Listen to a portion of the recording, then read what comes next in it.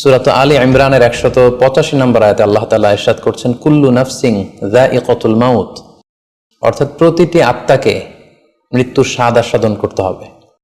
আমরা পৃথিবীতে যারাই এসেছি আবার পৃথিবী থেকে বিদায় নিতে হবে, আমাদেরকে মৃত্যুবরণ করতে হবে। এটা হচ্ছে চিরসত্য বা মহাসত্য, এবং এই চিরসত্যটি কম বেশি আমরা সবাই জানি। কিন্তু আমরা কোথায় মৃত্যুবরণ করব এ ব্যাপারে আমরা কিছুই জানি না। কিভাবে আমাদের মৃত্যু ঘটবে, কোন প্লেসে, কোন জায়গাতে আমরা মরবো, এ ব্যাপারে আমরা কিছু জানি না। এবং সে ব্যাপারে সূরাতুল লোকমানের 34 নম্বর আয়াতে আল্লাহ তাআলা ইরশাদ করছেন, ওয়ামা তাদরি নাফসুম বিআইয়ি আরদিন তামুত ইন্নাল্লাহা আলিমুন খাবীর, অর্থাৎ কোনো মানুষই জানে না, কোনো প্রাণী জানে না যে সে কোন প্লেসে, কোন জায়গায় মৃত্যুবরণ করবে। এ ব্যাপারে শুধুমাত্র কেবলমাত্র আল্লাহ তাআলাই জ্ঞান রাখেন। ইন্নাল্লাহা আলিমুন খাবীর, তিনি মহাজ্ঞানী এবং সব ব্যাপারে তিনি খবর রাখেন। তাহলে কোরআনের দুটি আয়াতের মাধ্যমে আমরা জানতে পারলাম যে আমরা প্রত্যেকেই মৃত্যু স্বাদ আস্বাদন করতে যাচ্ছি, আমরা মরবো এটা নিশ্চিত, কিন্তু কোথায় মরবো, কোন জায়গায় আমাদের মৃত্যু ঘটবে, সংঘটিত হবে, এই ব্যাপারে আমরা কিছুই জানি না। এবার যদি আমরা সরাসরি প্রসঙ্গে আসি, সেটা হচ্ছে বাথরুমে গিয়ে যদি কেউ মৃত্যুবরণ করে, হ্যাঁ সেটা হতে পারে, বাথরুমেও কেউ মৃত্যুবরণ করতে পারে। এবং অনেক সময় আমরা শুনেছি যে বাথরুমে অনেকে ইন্তেকাল করেছেন, মৃত্যুবরণ করেছেন। এখন এই বাথরুমে মৃত্যুবরণ করা এটা ভালো কি মন্দ, এটা তিনি জানতে চেয়েছেন। আসলে বাথরুমের ভেতরে কেউ মৃত্যুবরণ করলে এটা ভালো মৃত্যু নাকি খারাপ মৃত্যু, এ ব্যাপারে কোনো হুকুম দেওয়ার বা ডিসিশন দেওয়ার সুযোগ আসলে আমাদের নেই, কেননা এ ব্যাপারে ইসলাম আমাদেরকে কিছু জানায়নি। কারণ নিছক বাথরুমের ভেতর মৃত্যু যদি হয় তাহলে এটা খারাপ মৃত্যু বা খারাপ সাইন, সে জাহান্নামে যাবে, এরকম কথা বলার কোনো সুযোগ নেই। নিছক একটা নির্দিষ্ট জায়গায় কারণ মৃত্যুর কারণে এটা খারাপ মৃত্যু বা ভালো মৃত্যু বলে আসলে কোনো ধরনের সিদ্ধান্তে আসা যায় না। কারণ বাথরুমে নানাভাবে মানুষের মৃত্যু হতে পারে। কেউ হয়তো অজু করতে যেয়ে বাথরুমের ভিতরে মৃত্যুবরণ করেছে, অথবা কেউ গোসল করতে যেয়ে মৃত্যুবরণ করেছে, এটাও হতে পারে, অথবা প্রাকৃতিক কাজ সারতে যেয়ে বাথরুমে তার মৃত্যু হয়েছে।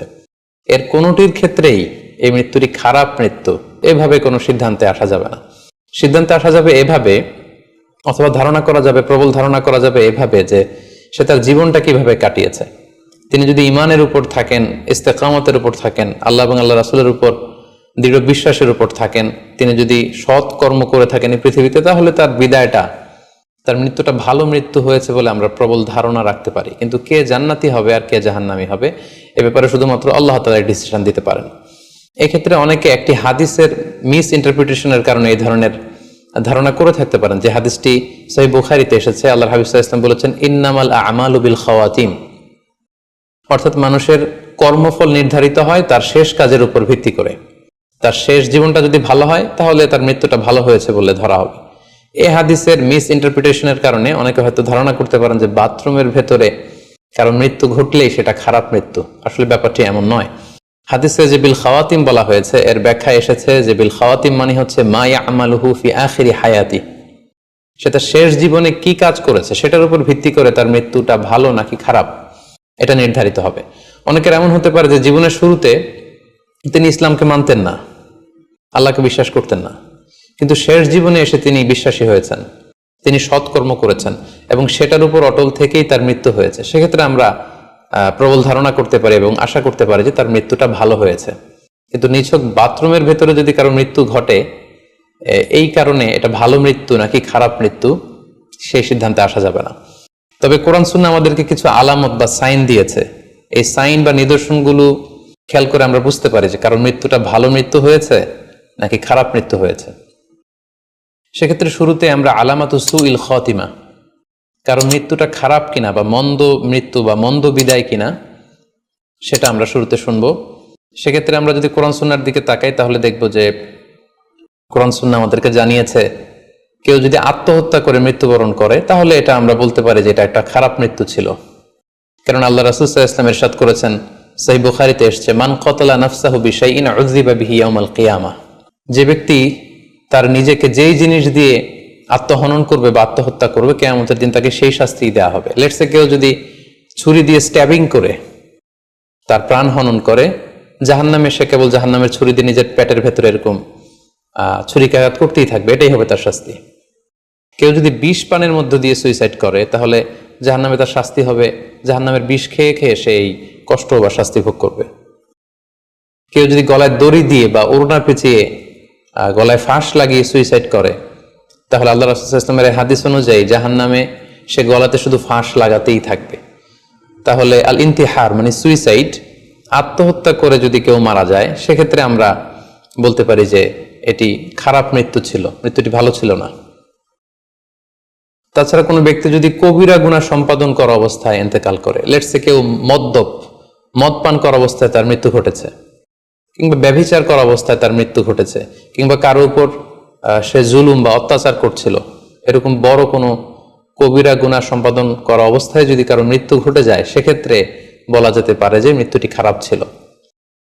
পাশাপাশি বাবা মা যদি কোনো ভ্যালিড কারণে সন্তানের অন্যায়ের কারণে সন্তানের প্রতি রেগে থাকেন এবং ওই অবস্থায় যদি সন্তানের মৃত্যু ঘটে, তাহলে এটি একটি খারাপ মৃত্যু ছিল বলে ধারণা করা যেতে পারে। এবং স্বামী যদি তার স্ত্রীর প্রতি রেগে থাকে কোনো স্ত্রীর অন্যায়ের কারণে এবং সেই অবস্থায় যদি স্ত্রীর মৃত্যু ঘটে, তাহলে এই মৃত্যুটি মন্দ মৃত্যু বা খারাপ বিদায় ছিল বলে আমরা ধারণা করতে পারি।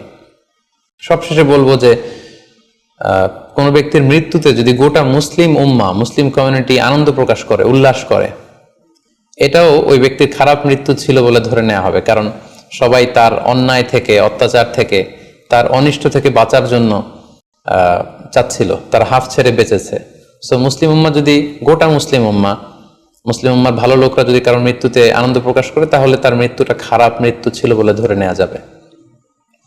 এই সমস্ত আলামতগুলো যদি আমরা খেয়াল করি, এগুলোর ভিত্তিতে বলা যেতে পারে যে তার মৃত্যুটা মন্দ ছিল, তার বিদায়টা খারাপ ছিল। এবার আমরা যদি হুসনুল খাতিমা অর্থাৎ ভালো বিদায়, কোনো ব্যক্তি যখন আমাদের থেকে বিদায় নিল, মৃত্যুবরণ করলো, তখন আমরা কিভাবে বুঝবো যে বিদায়টা ভালো ছিল এবং এই লোকটা আশা করি যে জান্নাতি হবে, এটা আমরা কিভাবে বুঝবো? প্রথমত বোঝার মাধ্যম হচ্ছে আন-নুতকু বিশ-শাহাদাতি ইনদাল মাউত। মৃত্যুর সময় যদি কেউ আল্লাহর জিকির করা অবস্থায়, আল্লাহকে স্মরণ করা অবস্থায়, কিংবা শাহাদাত বাণী পাঠ করে যদি মৃত্যুবরণ করতে পারে, তাহলে আশা করা যায় যে এই মৃত্যুটা খুব ভালো মৃত্যু হয়েছে। কারণ আল্লাহ রাসূল সাল্লাল্লাহু আলাইহি ওয়াসাল্লাম সুনানে আবু দাউদের এক বর্ণনায় ইরশাদ করেছেন, মান কানা আখিরু কালামিহি লা ইলাহা ইল্লাল্লাহ, যে ব্যক্তির শেষ বাক্য হবে লা ইলাহা ইল্লাল্লাহ এবং এই কালিমাতুত তাইয়্যিবা, এটা পরে যদি কেউ শেষ নিঃশ্বাস ত্যাগ করতে পারে, তাহলে সে জান্নাতে প্রবেশ করবে বলে আল্লাহ রাসূল সাল্লাল্লাহু আলাইহি ওয়াসাল্লাম আমাদেরকে সুসংবাদ দিয়েছেন। তাহলে মৃত্যুর আগে কালিমা পরে মরতে পারা, এটা একটা সৌভাগ্যের বিষয় এবং এটা একটা ভালো সাইন। পাশাপাশি বিশ্বাসী ব্যক্তিরা, ইমানদাররা যখন মৃত্যুবরণ করে, তখন তাদের কপাল ঘেমে যায়। অর্থাৎ মৃত্যুর পরে মৃত ব্যক্তির কপালে হাত দিয়ে যদি আমরা দেখতে পাই যে কপাল ঘেমে আছে, সোয়েটিং, প্রচন্ড ঘামছে, এটা দেখেও আন্দাজ করা যেতে পারে বা ধারণা করা যেতে পারে যে মৃত্যুটা ভালো হয়েছে। কেননা সুনানে তিরমিজির বর্ণনায় আল্লাহ রাসূল সাল্লাল্লাহু আলাইহি ওয়াসাল্লাম ইরশাদ করেছেন, আল মুমিনু ইয়ামুতু বিআরাকিল জাবিন, বিশ্বাসীরা যখন মারা যায় তখন তাদের কপাল ঘেমে যায়। সো অনেক আল্লাহওয়ালা ভালো মানুষের মৃত্যুর পরে আমরা এটা দেখেছি বা শুনেছি যে ইন্তেকালের পরে তাদের কপাল ঘেমেছিল, এবং সেটা দেখে কিন্তু বোঝা যাবে যে মৃত্যুটা ভালো ছিল।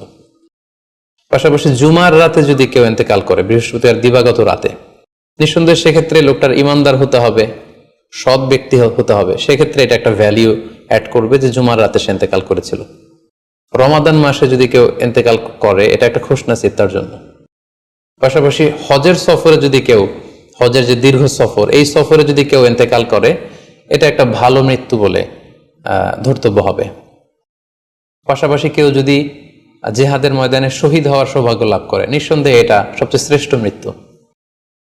আল্লাহ তাআলার কাছে সবচেয়ে শ্রেষ্ঠ মৃত্যু হচ্ছে শাহাদাতের মৃত্যু, এবং শহীদের দেহ থেকে গড়ে গড়ে পড়া, মাটিতে পড়া যে রক্তের ফোঁটা, এই ফোঁটাটা আল্লাহ তাআলার কাছে খুব প্রিয়। সো নিঃসন্দেহে শাহাদাতের মৃত্যু এটা পৃথিবীর শ্রেষ্ঠতম মৃত্যু।